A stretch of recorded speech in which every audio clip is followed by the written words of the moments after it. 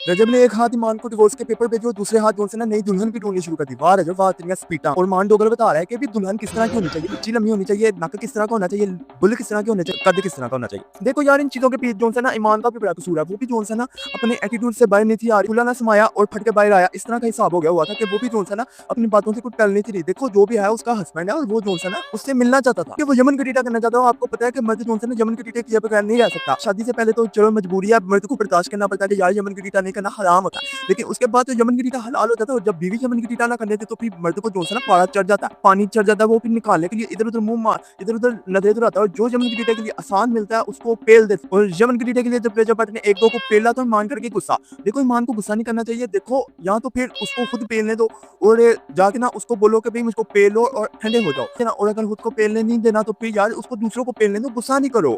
या तो उसके पास जाके बैठो या अपने घर पे बैठो। अब मेरे ख्याल से ईमान की मम्मा कह रही थी कि इसको पेलने ना दो, खुद ब खुद ही घिसटू हो जाएगा। लेकिन आपको नहीं पता है कि रजब भट्ट जोन से ना पूरा चमीटू है। वो चमीट जब खींच लेता है तो उसके बाद उसकी चमीट छूटती नहीं, वो बहुत टाइट कर लेता है। देखो अब आ जाते हैं सीरियस टॉपिक के ऊपर। ईमान का मैं पूरा पूरा कसूर समझता हूँ वो इस वजह से क्योंकि देखो सबसे पहले तो उसने बोला कि किमान को ब्लॉक के अंदर ना लेके और किमान का नाम ना ले। वो क्यों? वो उसका बाप है, वो जो मर्जी करे, उसका भी बेटा है। दूसरी बात, जब रजब इंग्लैंड से वापस आया था तो ईमान उसको मिलने नहीं गई। फिर जब मिलने गई तो 3 घंटे के बाद वापस घर चली गई। वो क्यों? क्यों गई? जब उसके घर गई थी तो वापस क्यों गई? असल घर तो तुम्हारा रजब का घर है ना, असल घर तो बंदे का घर होता है। जिधर तुम बैठी हुई हो वो तुम्हारा असल घर तो नहीं है। तीसरी बात, जब ओन ने रजब भट्ट के बारे में जोन सा ना आके गुफ्तगू शनासी की थी तो तुमने आके ओन के मुंह के ऊपर चमटा दास क्यों नहीं लगाया? क्यों नहीं बोला कि भाई वो मेरा हस्बैंड है, तुम कौन होते हो बोलने वाले, या तुम कौन होते हो खर्चा उठाने वाले? तुम अपनी सोचो, तुम्हारी पहले खुद इनकम इतनी नहीं है, खुद तुम टिकटॉक के ऊपर तल्ले डाले हो तो तुम्हें मेरा खर्चा किधर से उठाना? त्रकेदार एक चमटा उसके मुंह पे लगाती और उसको शराब की कॉल देती, लेकिन उसने नहीं दी। क्यों? क्या ओन शेख रजब भट्ट से ऊपर है?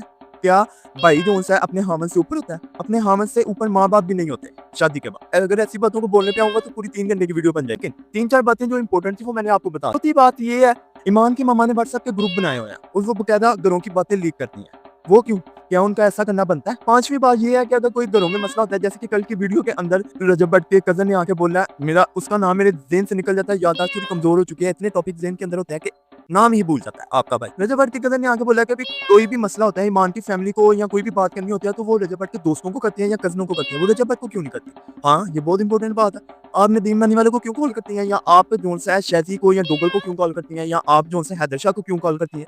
आप सीधा रजब को कॉल करो। जाहिर सी बात है कि मियाँ बीवी है, अगर उनके बीच आपस में कोई मसला है तो वो एक दूसरे को कॉल करेंगे, ना कि किसी उसके दोस्त को या किसी उसके कजन को। तो इन सब बातों को मद्देनजर रखते हुए जो रजब ने किया मेरे ख्याल से वो बिल्कुल दुरुस्त हुआ है, क्योंकि ईमान साहिबा जोन से ना अपने घर आने का नाम नहीं थी ले रही, तो उसको अपनी मम्मा का घर कुछ ज्यादा ही पसंद था। तो फिर रजब ने फैसला लिया कि तुम पक्की पक्की वहीं रहो, कोई बात नहीं, बस मेरे बच्चे का ध्यान रख। अब वीडियो को ज्यादा लंबा नहीं करते हैं, मिलते हैं अगली वीडियो में। अगर आपने इस वीडियो के बारे में कोई कन्वर्सेशन या कोई बातचीत करनी है तो आप कमेंट में आगे जरूर पूछ सकते हैं, मैं आपके हर एक क्वेश्चन का जरूर आंसर करूंगा। अगर आपको वीडियो पसंद आई तो लाइक फॉलो और सब्सक्राइब करें, और मिलते हैं अगली वीडियो में। तब तक अपना बहुत बहुत ध्यान रखिएगा। अल्लाह हाफिज।